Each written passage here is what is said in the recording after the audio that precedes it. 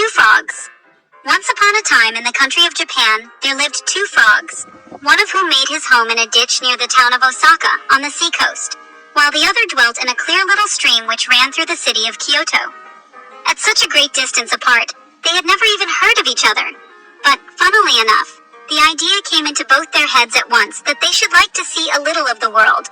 And the frog who lived at Kyoto wanted to visit Osaka, and the frog who lived at Osaka wished to go to Kyoto, where the great Mikado had his palace.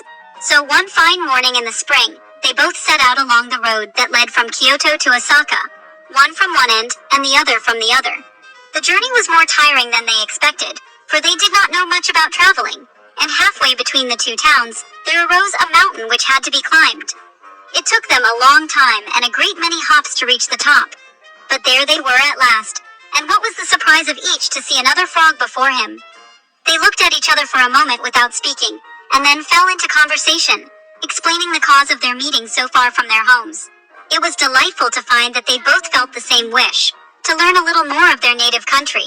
And as there was no sort of hurry, they stretched themselves out in a cool, damp place, and agreed that they would have a good rest before they parted to go their ways.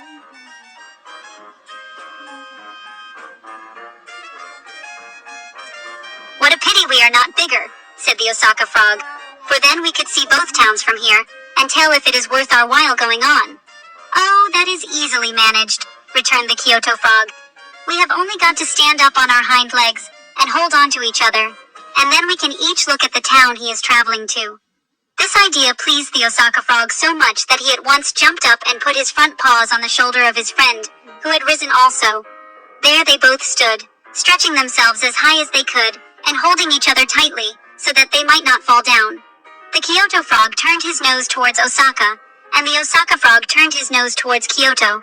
But the foolish things forgot that when they stood up, their great eyes lay in the backs of their heads, and that though their noses might point to the places to which they wanted to go, their eyes beheld the places from which they had come.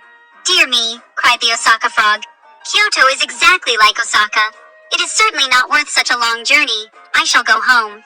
If I had had any idea that Osaka was only a copy of Kyoto, I should never have traveled all this way," exclaimed the frog from Kyoto.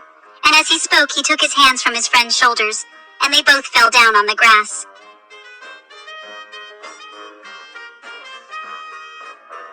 Then they took a polite farewell of each other, and set off for home again, and to the end of their lives they believed that Osaka and Kyoto, which are as different to look at as two towns can be, were as alike as two peas.